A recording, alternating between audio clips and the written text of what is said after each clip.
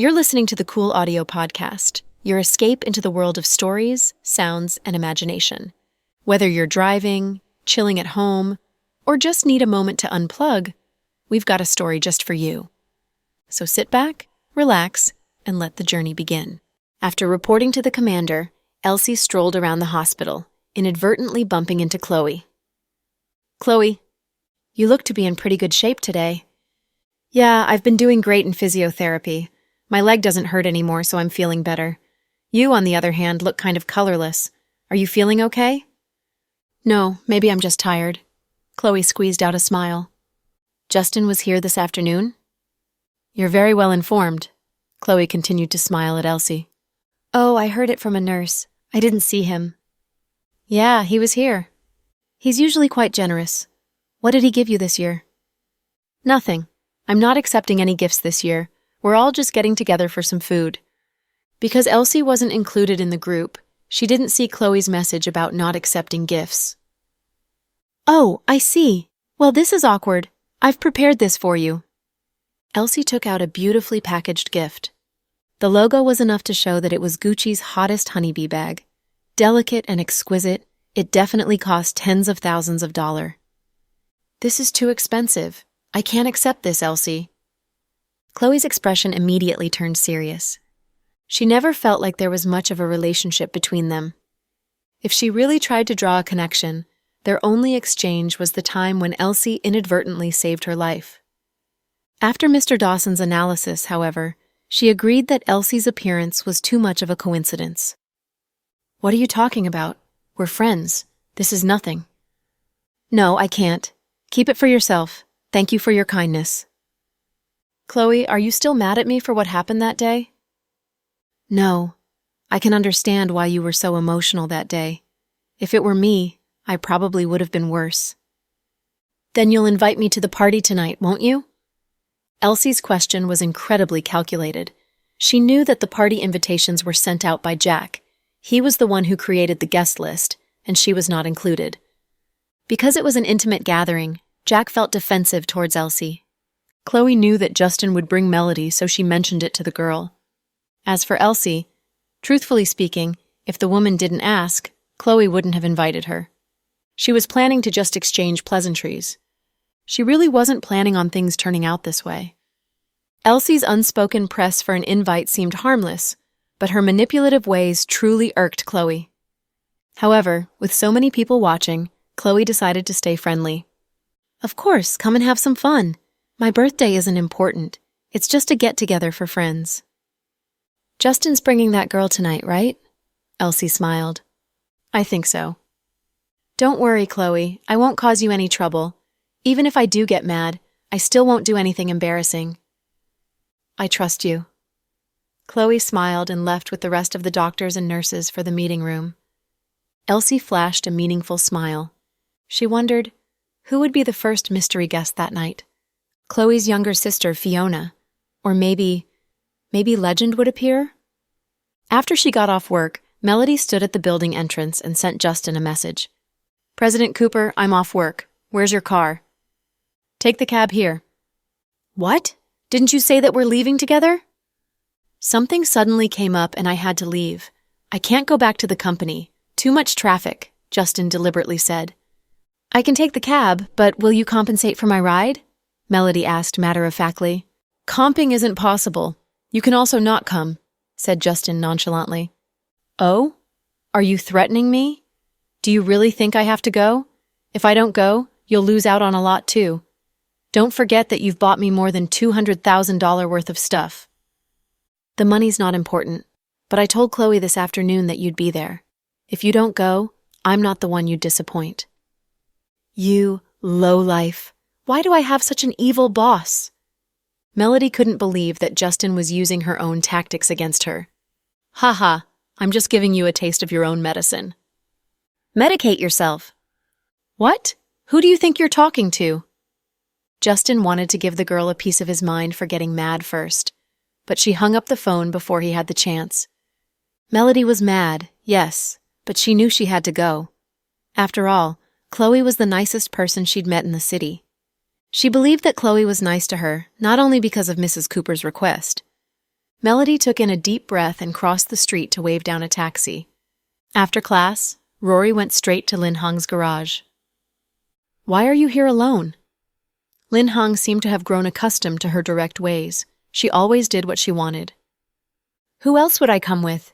Rory was taken aback. Sensing that he was being too obvious, Lin Hong immediately changed his tone of voice. "Didn't you meet a new friend?" "Oh, you mean Melody, right? She's busy today and can't come with me. Are you done here? Let's go get a chicken plate later." No one would consider Rory the daughter of a rich family. Most likely, no one even believed that she was from the Cooper family. Maybe due to the relaxed approach her parents used to raise her, Rory was very free-spirited. Without replying, Lin Hong continued to ask, "What happened to your friend? Isn't she new to this city?" "That's right, she doesn't know anyone. But she came here through a relative of hers and they're having a birthday party, so she went to celebrate with them." "Then why didn't you go with her?" "I came to find you, right?" Confusion was written all over Rory's face. She felt that Lin Hong was being weird today. When Melody reached the pier, she saw Justin leaning against his black Lamborghini in the distance.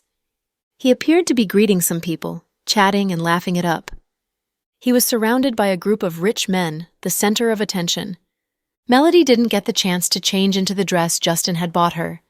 Instead, she was wearing her track pants and a white t-shirt with a cartoon print. She snaked into the crowd and was instantly recognized by Justin. Just as he was about to make fun of her, Melody looked up and smiled. "Justin, did I leave my underwear at your place last night?" Justin was completely dumbfounded. "I didn't know that you liked black lace so much too. Since that's the case, remember to wash it for me. I'll wear it the next time I come." If only Justin's eyes could kill. The rich people around him were just as stunned. Some of the braver ones even stammered out a question. "President Cooper, your taste has grown so much." Anne was laughing so much he was gasping for air. It was the first time he'd seen his boss so awkward and so speechless. She was probably the second woman, other than Chloe, who dared to mock his boss like this. "Melody, do you want to die?" Justin asked with clenched jaws. Hearing his words, Melody pretended to be afraid. She brought her hands together before her chest in a praying gesture and said to the rich guys who were watching them, "Oh no, guys, I'm sorry, but this is our private business, and I just let it slip. Please pretend you didn't hear it. My Justin doesn't like people to gossip about him." "Shut up." Justin couldn't bear it anymore. Grabbing her shoulders, he pulled her to a corner. "Shut up and stop making stories about me, or I'll beat you." Justin raised his fist to frighten her. "Come on and beat me. If you do, I'll blackmail you so hard that I won't have to worry about money for the rest of my life. I don't have to run errands at Imperial Star anymore. Ha ha." "You..." Looking at her smirk, Justin didn't know if he should cry or laugh. She was certainly different from Elsie. The latter had tried hard to create conflicts with him to get close to him, and he didn't like this feeling. No matter how hard Elsie tried, she couldn't make him like her. They could only be friends. But unlike other girls, Melody didn't idolize Justin and could speak to him about whatever was on her mind. She even dared to mock her boss occasionally. Justin felt Melody looked more real since she didn't try to disguise her shortcomings. It was true that she loved money, but her shortcoming made her real. After all, no one was perfect. If you see someone around you as perfect, it's either that they're trying hard to show only their good side, or they're trying to disguise their shortcomings. Having worked in the business circle for years, Justin understood this point, which was why he'd rather work with Melody than with Elsie. "You have damned thought ahead, and even dare to blackmail me. Then it'd be easier if I just killed you and paid for your burial, right?" Justin said in a huff. "Yeah, but I have a wish before you kill me," Melody said with a straight face. "Tell me, what's your last wish?" Justin wanted to know what ridiculous ideas this girl had. "After I die, you must pay big money for my burial. Besides, I hope you can move my body to my hometown, Capital City, and find a good cemetery to bury me in." "That's easy. I'll buy you a cemetery crypt which costs $100,000 per square meter." Justin chuckled. Yeah, I just want to be buried in Babaoshan Cemetery. It's a small wish. Hearing her words, Justin almost choked in fury. Babaoshan? Are you kidding me? Damn it. Even provincial governors don't have the right to be buried there. Are you sure you're not dreaming? Justin was exasperated. After all, Babaoshan was the holy ground in the capital, a cemetery for pioneers and forefathers of the country. Melody claimed it was a small wish, but it was impossible to realize. See? You can't even realize my last wish, so you'd better keep me alive. I've wanted to settle accounts with you. Yesterday when I went to Chloe's office, I heard... Before he could finish, Melody turned her head and said with a smile, Hello, Sister Chloe. Justin turned his head and glanced over, thinking Chloe had arrived. However, Melody took advantage of his distraction and ducked out from under his arm. Haha, Justin, are you old-aged? You're so slow. I hope you don't have AD. Melody mocked him as she ran away. Justin cursed in exasperation. And here's $3,000. Go and give Melody a good beating for me. He pushed a wad of bills into Anne's hands. $3,000? Forget it. If she blackmails me, I might have to pay her more than $300,000. It's not a good deal. Anne waved his hand and refused his boss's request. Hey, even you're being mean to me. Ha, President Cooper, I have a way to deal with Melody. Speak. Make her your woman and she'll listen to you. Forget it. You can take her. She messes with me even as my employee. My woman? Please, I want to live a few days longer. Justin thought Anne's idea was extremely lousy. At this moment, someone yelled, Dr. Green is here. She's so beautiful today. Justin looked toward the crowd and saw Jack and Chloe had just gotten out of their limo. Dressed in a white shirt beneath a sapphire blue vest and dress pants, he looked noble and elegant. Chloe wore a long gauze evening gown of a soft pink, which was close to skin color. The low-profile dress was just her style, which was simple, real, and comfortable to the eye. Without heavy makeup or micro-cosmetic surgeries, she wore only one piece of jewelry, which was a ring that matched the one on Jack's finger. Her hair was now longer and went past her shoulders. The Korean-styled gauze gown covered her big belly, so she didn't look like a fat, pregnant woman. Hand in hand, she and Jack walked up with smiles on their faces. The reporters got busy taking their pictures. Behind them were the twins dressed in red gowns, wearing black berets. They looked like little princesses. Their grandparents held their hands. Jack's mother wore a dark red cheongsam and a pricey pearl necklace, looking luxurious and grand. Jack's father wore a gray tunic suit, as simple as usual. Holding the kids' hands, they walked behind Jack and Chloe, flanked by bodyguards. It seemed Jack had brought out all his bodyguards to keep the birthday party safe. The last people walking out were Avery and Max. They had come with the Dawson family. Brenton and the others hadn't arrived yet. Spotting Justin, Chloe and Jack walked toward him. Thank you for coming, President Cooper. Chloe smiled at him. Shut up. Happy birthday, Dr. Green. Yeah, I'm very, very happy. Chloe leaned her head on Jack's shoulder, feeling very happy. Okay, it's drafty outside. You guys get aboard the yacht now. How about you? Let's go together. I'm waiting for that damned girl Melody. Justin didn't want to waste the clothes for which he had paid $200,000. Okay. Chloe got aboard the yacht, holding hands with Jack. After they entered, the security on the yacht tightened. Before boarding, each guest with the special invitations made by Jack had to get their fingerprints and faces scanned. Inside the luxurious cabin, Pudding came to Chloe and asked in a low voice, Mommy, will Auntie and Grandpa come today? I don't think so. I hope they won't come, Chloe said gently and touched Pudding's head. Why not? My sister and I miss Grandpa and Auntie. Pudding was a thoughtful girl and never asked impertinent or useless questions, but this time she looked hopeful. After all, her mommy had only one birthday each year. Grandpa and Auntie loved Mommy and should come and celebrate her birthday, right? Because if they came, they'd be in danger. Many bad guys are trying to catch them. The bad guys are watching Mommy's birthday party right now. If your Grandpa and Auntie came, they'd draw the bad guys' attention. I'll ask Dad to get rid of the bad guys. Chloe smiled tenderly, thinking how simple the world was in the eyes of the kids, even for a kid as smart as Pudding. No matter how powerful your dad is, he can't take all the bad guys lurking in the darkness. If one of them slipped out of the net, your auntie and grandpa would be in danger, right? Okay, I understand now. Hearing her mommy's words, Pudding looked lost. Hey, look, Victoria and Kenneth are here. Chloe changed the subject to distract Pudding. Sure enough, Victoria and her family had arrived. Other than her and Brenton, Zuri and her mother, who was also Victoria's mother-in-law, came too. The old lady was in a good mood as she walked in with her daughter after Brenton and Victoria.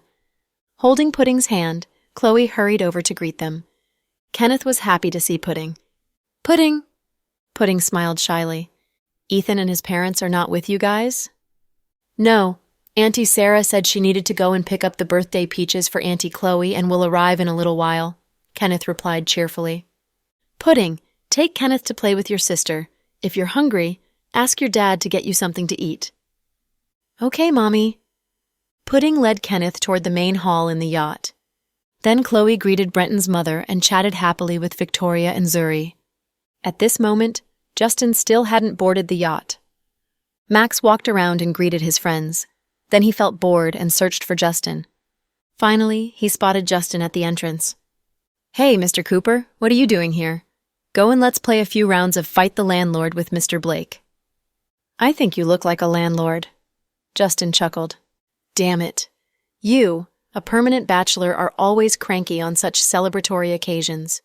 But I understand you. As an old single guy, you have lots of pent-up sexual frustrations. Heh. Maybe I'll introduce you to a pretty girl, and you can relieve your frustration with her tonight. Max gave him a lewd grin. Justin gave him a dirty look. Don't pull this BS on me. I've brought a girl to the party. I'm no longer a permanent bachelor. I'm damn tired of the name now. Whoa, are you serious? Don't pull my leg. It's true. If you lie to me, you're the super green-shelled, water-fearing, white-haired turtle, Max chanted out the long string of words. Justin kicked him on the butt. Where did you learn this nonsense? Mr. Cruz, President Cooper didn't lie to you. He indeed brought a girl today. Anne laughed. Is she Elsie? No, Justin denied immediately. Whoa, this is new. Where's the girl? Let me see.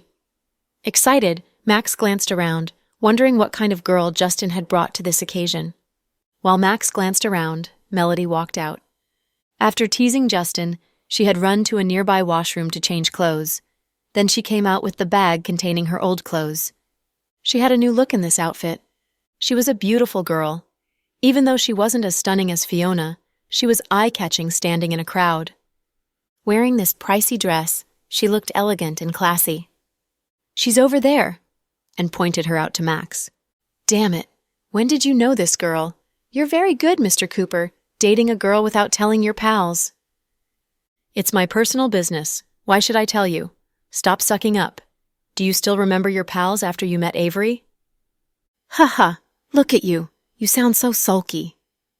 At this moment, Melody walked up to their side, looking like a new girl after changing into this dress. She glanced at Justin and said calmly, Let's go. Hello, beautiful. I'm Mr. Cooper's. Hello, Mr. Cruz. You know me? Justin told me about you. Your reputation precedes you. Ha, you're right. I have a great reputation. No wonder you know me. I got it. Damn it. Stop boasting and move your ass back to your princess, or Avery will skin you alive. With a laugh, Justin pushed Max away so the latter wouldn't tease Melody.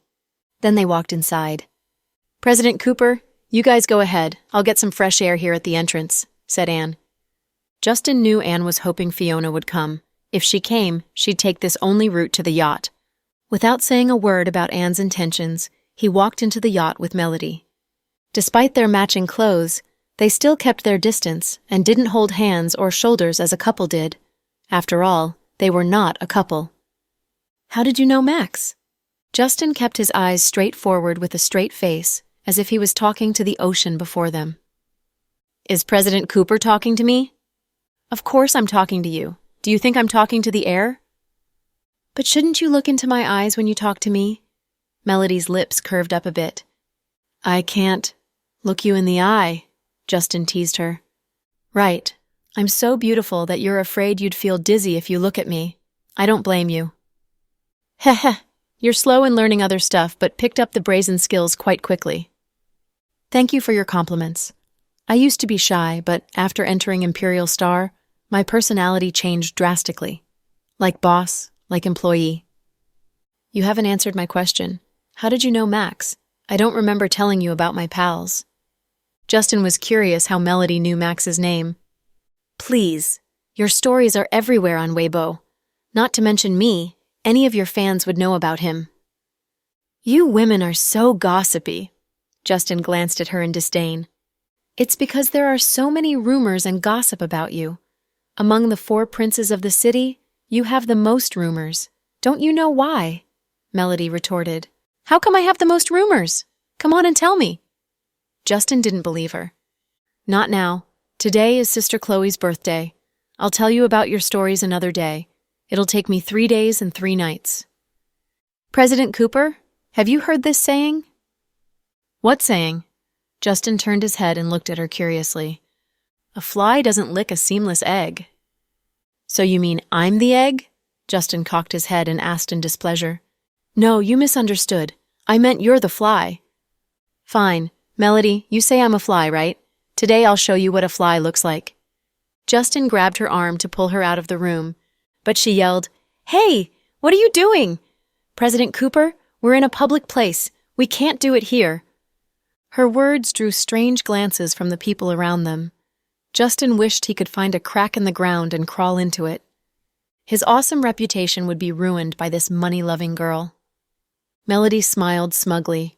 She had countless ways to handle Justin. Of course, it was because she knew Justin didn't mean what he threatened. She knew this man was bluffing when he looked fierce. Deep inside, he was gentle and loyal. She had heard many rumors about Justin, both positive and negative, and in many versions. But one can never know a person from rumors. She had to see with her own eyes. After getting to know him better, she found Justin was a good person and sometimes can be as simple and naive as a young boy. It was why she liked to tease him. Hello, Melody. Chloe came toward them, and Justin couldn't be mean to Melody in front of Chloe. Hello, Sister Chloe. The dress is pretty. It fits you. I made President Cooper pay for it. And you are shameless enough to mention it too. Justin gave her a dirty look. Chloe smiled. It's fine. Your President Cooper is a generous magnate. Even if you made him pay for one such dress each day, he'd not go broke. Ha ha, Melody laughed out loud. Justin looked exasperated. Chloe, which camp are you in? We are all in the same camp, right? As they chatted, a voice came from behind. Here you are. I've been looking for you guys. Chloe and Justin looked back at the same time and saw Elsie, who was dressed in a black evening gown. Tonight she had put on exquisite makeup and had a classic purse of a big brand in her hand. Hi, you came. Chloe greeted her with a smile. Yeah, I know only you guys at this party, so I looked for you. Mr. Cooper, I hope you won't mind me, a third wheel. No, Justin said faintly as he glanced at her, but he didn't say more. Elsie glanced at Melody. Young girl, this dress is very expensive. Mr. Cooper is very generous with his women, but I think he's not fair to me. When I stayed in your house, I mopped the floor and cooked breakfast like a housemaid, but you didn't buy me a good dress. My poor heart is bleeding. Elsie said the words with a faint smile, and the others didn't know if she was joking or serious. Chloe didn't know if Elsie's feelings for Justin were real or faked, but she knew Elsie came here today with a purpose. So, as Justin's ex-girlfriend, you're here to make trouble for Justin instead of celebrating Sister Chloe's birthday, right? Melody broke the silence. Heh, not at all. I was just kidding. Don't take it to heart. Hearing the barbs in her words, Elsie tried to brush it off. Of course I was also kidding. I hope you don't take it to heart, Miss Rue. Melody smiled.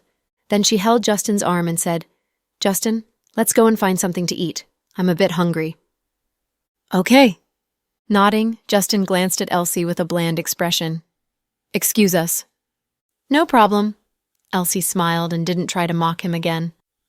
After they were gone, Elsie walked closer to Chloe with a smile. Chloe, you look good in this dress. It suits you. Thank you. I like your dress too. I'm happy that I can attend your birthday party. Don't worry. I won't make things difficult for you. I'll keep my promise. Okay, I believe you. Chloe was worried that Elsie would get riled up and make trouble for Justin. With a few reporters from the media in the party, the incident might go public. After chatting with Chloe for a little while, Elsie went to the big hall to sip champagne and watch the night view on the ocean. Mrs. Cooper had come by herself since Grandpa Cooper and Mr. Cooper were on business trips all year round. She had been lonely before Chloe got her a job at the Southside Recuperation Center doing charity. She came with her assistant, who was an elegant woman of about 30 years old. Seeing Mrs. Cooper, some ladies from rich families all went over to greet her. Brenton's mother also went over to do some catching up. 20 minutes later, Chloe met Mrs. Cooper. Pleased to see Mrs. Cooper, the twins trotted to her. "Grandma Cooper! Grandma Cooper!" "Whoa, my little babies. I've not seen you for a few days and you've become even prettier." "Grandma Cooper, where are Grandpa Cooper and Great-Grandpa Cooper?" Little Bean glanced around curiously. "They are busy with their work, so I came alone." "Oh, okay. Grandma, come with me. I saved a piece of delicious tiramisu for you." Little Bean winked at her. "Great. Thank you, my little baby." "Grandma Cooper, who's the auntie beside Handsome Cooper? Is she his girlfriend?" Little Bean gossiped in a low voice. Mrs. Cooper looked up and found her son. Seeing the girl by his side, she was exhilarated. "Yeah, she's your Uncle Cooper's new girlfriend. Isn't she pretty?" "Yeah, very pretty. She's a piece of eye candy." Little Bean chuckled. Mrs. Cooper hugged Pudding. "Little Pudding, did you miss me?" "I did. When your great-grandfather and grandfather come back in a few days, will you two come and stay with us for a couple of days?" "Okay." Pudding nodded obediently. Chloe walked up to her. "Auntie, you didn't have to come. You know it's a party for young people, not a formal banquet. It's too noisy for you." "Your birthday is once a year. I must come." With a smile, Mrs. Cooper glanced in the direction of her son and asked, "It seems Justin and Melody are getting along quite well, right?" I really don't know." Chloe never lied.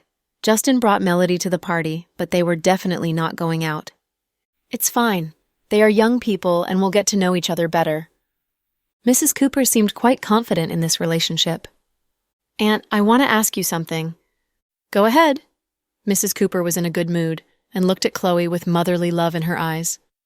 "Grandpa Cooper said the Cooper family wouldn't accept a female performer as Justin's wife, right?" "Yeah, he did. If Melody becomes an A-list actress and Imperial star, don't worry, it's impossible. I won't let Justin promote her," Mrs. Cooper said in conviction. Chloe felt guilty, regretting asking Zion to help Melody. Indeed, Justin hadn't helped Melody with her career development. Maybe Mrs. Cooper was sure that Melody was the one for Justin, because she was confident that the girl would never become an actress. If she got famous by accident, would you still want her to marry Justin? Chloe asked cautiously, since it concerned Justin's future. If that happens, it's Justin's decision. In fact, if he likes, we can accept a homeless girl as his wife. If he doesn't like, we won't force him to marry a president's daughter. These were the most resonating words that Chloe had heard. Since Mrs. Cooper had used Chloe to introduce girls to Justin several times, Chloe had felt that Mrs. Cooper was a little selfish. But after hearing these words, Chloe admired the woman from the bottom of her heart. After all, not everyone from a big family could be so open-minded. For a while, Jack's mother had strongly objected to Chloe becoming his son's wife due to Chloe's ordinary background. In contrast, Mrs. Cooper had been standing by her son's side from the very beginning. She was a great mother. "Auntie, you're so good. Justin's lucky to have you as his mother." Chloe was touched. "Well, I can't say I'm the best mother. When he grew up, I didn't spoil him. He joined the army at a very young age and went through lots of hardships. Returning from the army, he established a company and gets busier each day. In fact, he seldom stays by my side. I feel lucky to be his mother. I can't say my son is the best son in the world, but in my heart, he is the best. I admire your way of raising your son. I hope I can be as open-minded as you are when my son grows up." Chloe touched her round belly. "You'll be a good mother. This boy is lucky to have you as his mother. Mrs. Cooper reached out her hand and touched Chloe's belly gently. As they chatted happily, Elsie stood in the hall not far from them and heard every word of the conversation while sipping champagne. A tiny earbud was stuck in her ear, which was almost invisible if one didn't look carefully. Yeah, she had planted a bug on Chloe when they talked. The device as small as an ant hid in Chloe's hair. Chloe was totally oblivious of its existence. "Fiona, will you come?" Elsie smiled meaningfully. The commander felt that watching Chloe to acquire the professor's information was too slow. If possible, they would try to catch Fiona this time. Justin taking Melody to the yacht caused a big stir. Different from Elsie, Melody didn't restrain herself and was fearless because she knew she wasn't Justin's girlfriend and didn't need to worry about the consequences of her behavior. Her frankness gave people a good impression. After their mommy gave them a dressing down, the twins no longer dared to mess with the woman that Justin brought to the party. But they still couldn't suppress their curiosity, which could be seen in this funny conversation. Little Bean: "Sis, aren't you curious about the woman that came to the party with Handsome Cooper?" Pudding: "I'm okay." Little Bean: "Don't you want to know the true relationship between her and Handsome Cooper?" Pudding: "Do you have to ask? They look so intimate, what do you think?" Little Bean: "They might be acting. Didn't Aunt Elsie pretend to be Handsome Cooper's girlfriend too? But nothing came out of it." Pudding: "So if they are pretending again, why should we be curious about them?" Little Bean: "But what if they are not pretending?" Pudding: "Still, we can't test it.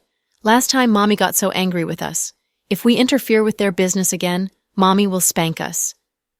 Little Bean: "I don't mind being spanked for the sake of Handsome Cooper's happiness. Sis, if you can't take this little pain, how can you call yourself a tough girl?" Pudding: "I've never called myself a tough girl, okay? If you're so tough, you can go and test them. It's no use babbling with me." Little Bean: "Do you think I'm afraid?" Pudding: "Then go and do it." Little Bean: "In fact, I'm not afraid of being spanked by Mommy.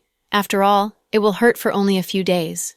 But if I got spanked, Grandpa, Grandma, Daddy, Aunt and Auntie would feel bad. Oh, our Ethan would feel bad too." Pudding: "So?" Little Bean: "So, as the elder sister, you should make the sacrifice and test the water for us." Pudding looked at her younger sister in amusement. Pudding: "Little Bean, people would feel bad if you got spanked. Don't you think they'd feel bad if I got spanked? What's your logic?" Little Bean: "Sis, calm down. Let me do the analysis for you. If I got spanked, you'd feel bad too, right?" Pudding didn't speak, but stared at her sister quietly. Little Bean continued: "But if you got spanked, I wouldn't feel bad. Ha ha. So in comparison, there's one more person feeling bad if I got spanked. So, you're the perfect candidate to do it." Pudding: "Now that you dare not trick Mommy and Daddy, you're trying to trick your sister, right?" Little Bean: "Haha, my sister is rich and can afford to be tricked." Pudding: "Get out of here. I won't do it. We'd better wait and observe. If Handsome Cooper truly likes her, we'll see it eventually." Little Bean: "But I can't wait that long. Ah, I want to know it now." Pudding: "Then you must find a way to do it yourself." Seeing her tricks were useless on Pudding, Little Bean went to see the honest boy, Ethan. "Ethan, let's play a game, okay?" "What game?" "You chase after me. If you can catch me, I'll let you kiss me," Little Bean coaxed him. "Ah, but we're in public," Ethan said with a blush. "If you don't play with me, I'll go and play with Kenneth." She turned to go, but was caught by Ethan's little chubby hand. "Come back. How can you play this game with another boy?" Ethan complained. "So, you agree to play the game?" "Yeah, now you can run and I'll chase you." "Good, good. Come and catch me." Then Little Bean began to race on her chubby legs. She dashed directly toward Justin and Melody. Then she pretended to bump into Melody by accident. The latter faltered and spilled her red wine onto Justin's shirt with black and white stripes. Justin looked down at the mess on his expensive shirt, feeling exasperated. "Melody." Justin's voice was unusually soft, but the softer his tone was, the more fearful Melody felt. "President Cooper, please don't chop me into pieces." Seeing her expression, Justin was both angry and amused. Little Bean hid behind Melody, thinking the woman would tell Justin that she was bumped. But Melody didn't mention being bumped by a kid. "Forget it. I truly don't know what to do with you. I'll go and change." Despite his anger, Justin didn't lose his temper. He went into a lounge room, got a new shirt from Jack, and changed out of his ruined shirt. After Justin was gone, Melody turned her head and looked at Little Bean hiding behind the desk. "Come out. Have you finished watching?" "Why didn't you say I bumped you?" "Even so, it was I who spilled the wine, so I apologized," Melody said sunnily. "You're a reasonable woman," Little Bean chuckled. "So don't you want to apologize to me?" Melody squatted down and looked at Little Bean with interest. "No, because I did it on purpose." "On purpose? But why?"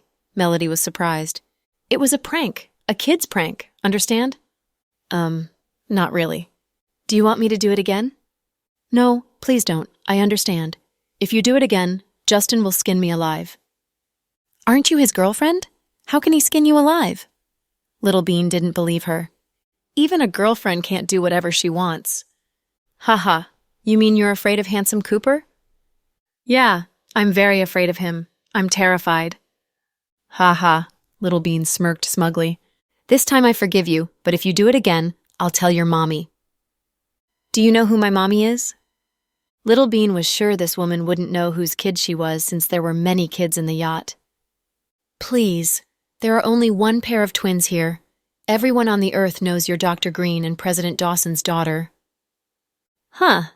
Little Bean didn't expect the woman would be so smart. "Fine. You're right. My name's Pudding. Go ahead and tell my mommy. I'm not afraid. Humph." Little Bean decided to let her sister take the blame. But Melody wasn't so easy to fool. "You're tricking me again. You're so naughty and vivacious. You must be Little Bean." No, I'm the older one. My name's Pudding." Melody stood up calmly and called out at the other identical girl not far from them. "Pudding." Hearing her name, Pudding turned her head abruptly. Instantly, Little Bean covered her face in embarrassment and fled. She had tried to play a prank on Handsome Cooper's new girlfriend, but was caught red-handed. How embarrassing. Pudding walked over to Melody. "Miss, did you call my name?" "Yeah, I just wanted to see which is Pudding and which is Little Bean. Justin tells me about you guys constantly." Melody explained hurriedly. "Oh, I see. Do you want to eat something? I'll go and get it for you." Melody smiled. "No, I'm not hungry. Thank you," Pudding said politely and walked away. The two sisters had totally different personalities. Compared with Little Bean, Pudding was much quieter and had a faint hint of melancholy in her eyes. Zuri had been chatting with her friends after she arrived. She didn't see Case when he came in. Then her friend alerted her. "Zuri, Mr. Chase is here." Hearing Case's name, Zuri looked at the door subconsciously and saw him walking in alone dressed in a beige suit. Seeing no trace of Brenny, Zuri relaxed. Then someone said, "Mr. Chase looks so haggard lately. I wonder if that crafty woman Brenny sucked out all his essence." Some women laughed lewdly. Zuri felt bad when she heard their words. If it was in the past, she wouldn't care how they mocked him, but Case was now indeed at the lowest point of his life. Due to Case's relationship with Brenny, the Blake family had refused to cooperate with the Chase family. The senior generation of the Cruz family were old-fashioned and didn't want to work with the guy with a tarnished reputation. Since Max didn't manage the family business, he didn't have a say in it. Justin was the only one who didn't boycott Case, but the latter hadn't invested in film and television, so he didn't have many opportunities to work with Justin. For some reason, the Y family was doing things to crush Case's business. Case's father had gone to the States for rehabilitation after the heart transplant surgery, and his mother went there too, leaving Case to support the company all by himself. But it was hard to know how long he could last. Brenny looked docile in public, but was actively scheming for his downfall. Of course, she didn't have the ability to make those business big shots boycott Case. All she needed to do was ruin his reputation as his girlfriend. By spreading rumors on the media, she tried to deteriorate the business of the Chase family. Of course, Brenny had someone backing her, otherwise she'd have no money to live or buy the reporters to do stories to tarnish the Chase family's reputation. Case was even more low-key now. If he was someone else, he'd have had Brenny's legs broken long ago. But considering Brenny was Tiani's only family in the world, he didn't want to deal with her. But instead of being grateful, she was trying harder to ruin him. Another man would have exploded long ago, but he still puts up with Brenny. No wonder people call him Ninja Turtle, haha. Hearing their mocking words, Zuri couldn't bear it anymore. Stop it. Zuri, I hope you've gotten over him. Seriously, he now looks like a homeless dog, certainly no match for you. The Chase family's market value has shrunk so much that its assets are less than 1/100th of those in your family. You'd better stay away from him. Yeah, Zuri, the media has stories about how people stay away from him as if he was a disease. You'd better not have anything to do with him. It'll bring shame to your Blake family. The girls advised her with great gusto, but Zuri ignored them and walked toward the door.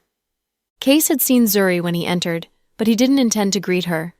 He was about to turn away when Zuri called out to him, "Case." "Hello, Zuri." Case had to stop his steps and return the greeting. "You saw me but still wanted to leave. Are you avoiding me?" Zuri stared at his face in displeasure.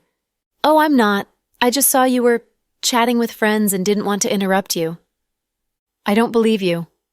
Zuri looked at Case with melancholy in her eyes. Ever since she had come out of the KTV building to see him after Rory's reminder, they hadn't seen each other.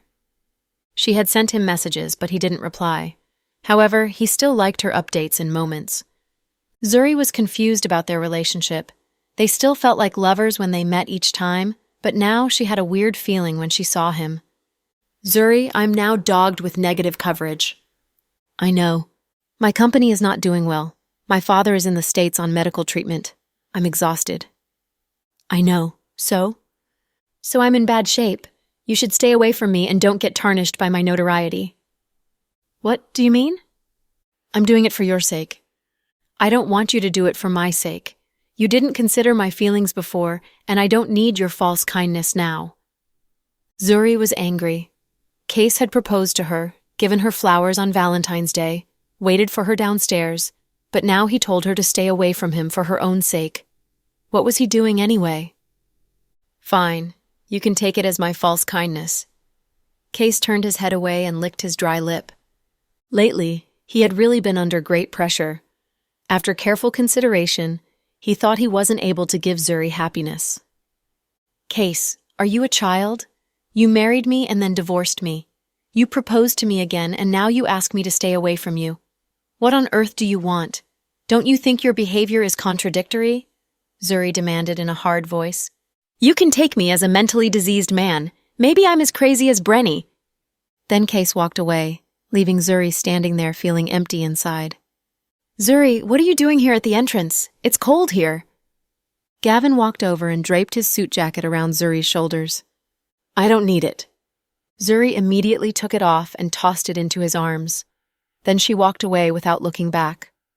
Not far from them, Chloe and Jack stood at the door of the upstairs lounge room and looked down at the bustling crowds. "Honey, didn't you say it's only a gathering for friends? How come there are so many people? Did you invite them?" Chloe was surprised that even the Y family came. It wasn't a birthday party, but a business gathering. They were invited by the Cruz family since Max organized the party. I can't stop them from entering, right? "I knew you didn't do it," Chloe smiled. "Chloe, are you keeping something from me?" "No. Why did you ask?" Chloe pretended to be calm. "I just feel you look a bit different after you get off work this afternoon." Jack reached out and smoothed her long hair. "Oh, I might be a little tired from work." She hadn't told Jack about her secret. Until now, she still couldn't bring herself to talk about Andrew, since it was a nightmare for her. At this moment, commotion came from the entrance. Someone yelled, "Look, Brenny is here! She even dares to come here!" Jack and Chloe turned their heads at the same time and looked down at the entrance from the second floor. She was indeed Brenny. Dressed in a seductive gown revealing most of her breasts, she was reasoning with the bodyguards at the entrance. "I have an invitation. Why can't I enter?" The bodyguards at tonight's event had been with Chloe for a long time and knew this woman was their mistress's enemy, so they didn't let her in. "Even with an invitation, you can't go in." "Why can't I?" Brenny raised her voice as if she was trying to draw the attention of the media. At this moment, some reporters walked up cautiously to record the scene secretly. I don't need to tell you why. You just can't enter. These bodyguards were good fighters, but a bit clumsy with words. They just insisted that Brenny couldn't enter. Everyone, come and look. Chloe's bodyguards are so mean. They don't let me enter even though I have an invitation. Then I'll just stand here at the entrance, so no one else can enter. Humph. Brenny tried to cause a scene. Exchanging a glance, two of the bodyguards grabbed Brenny's arms to drag her away. Help! Chloe's bodyguards are assaulting me. The moment the bodyguards touched her arms, she yelled, obviously well prepared for this part. More people walked up and watched the scene, talking among themselves. At this moment, Chloe walked up. Release her. Young madam, you guys back off. I'll deal with her. Yes. Whoa, the birthday girl is here. Brenny gave a pretentious smile. What are you doing here? I'm here to celebrate your birthday, my good sister. Brenny drew on the word sister sarcastically. I don't have such a capable sister as Miss Green, Chloe replied sarcastically. We share the name Green, so we're both capable. But my good sister, I can ignore everything that happened, including you getting my mother and younger brother killed, working with Andrew to rob the Green family of its assets and getting my father killed, working with Victoria to take case from me for her sister-in-law Zuri, forcing my Tiani to live abroad, and working with your husband and that chief of municipal bureau to send me into the madhouse. I forgave you, but you're still on guard with me. Are you so terrified of me? Is it because you feel guilty? Terrified of you? I'm sorry, but I've never taken you seriously. I've never thought you'd have the ability to cause big trouble for me.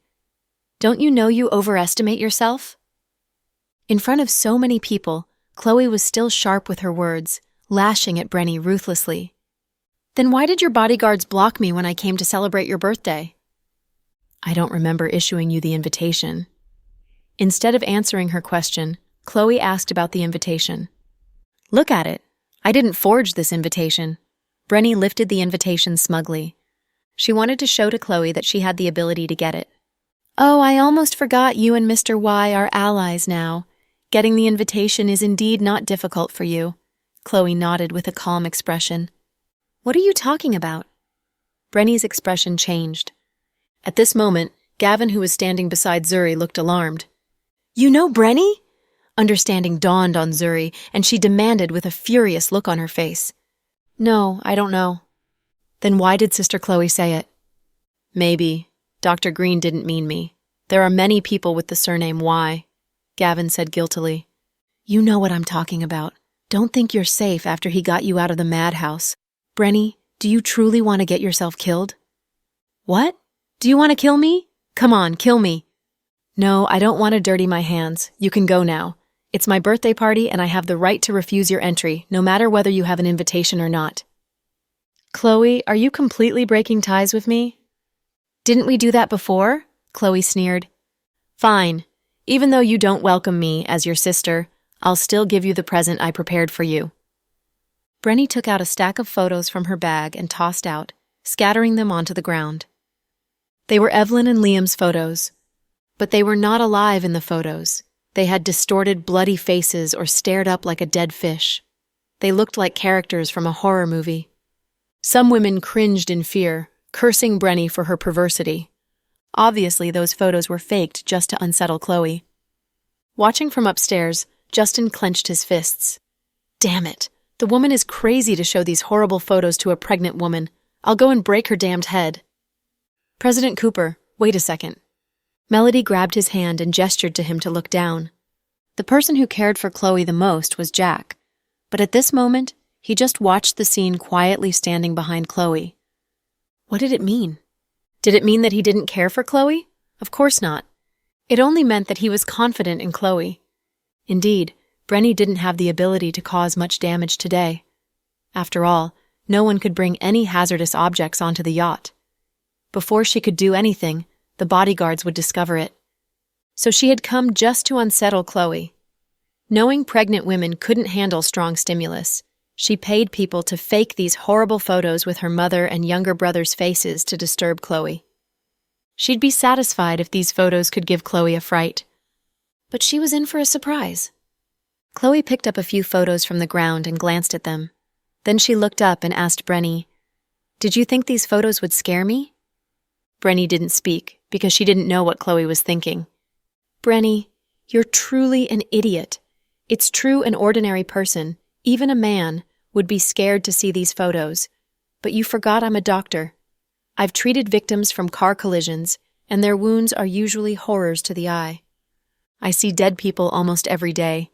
Some hanged themselves, some died of car crashes, some cut open their own wrists. Some were stabbed dozens of times with pierced intestines and bellies. The most horrible sight was a woman who had cheated her husband. Her psycho husband cut off her feet and hands and almost the head. When she was delivered to the hospital, her head was attached to her body by only one meridian. But the strange thing is that she was still alive. She looked like a monster in pieces. "Ah, stop it, stop it." With wide eyes, Brenny covered her ears and screamed. Hearing Chloe's words, Brenny was the first to collapse. Justin almost threw up, but he was impressed by the effectiveness of Chloe's method. "So, Brenny, are you an idiot to try to scare a doctor with these photos? They can only scare kids." Chloe smiled. Thanks for tuning in to the Cool Audio Podcast. If you enjoyed the story, don't forget to like, subscribe, and share with a fellow story lover. Until next time, stay cool and keep listening.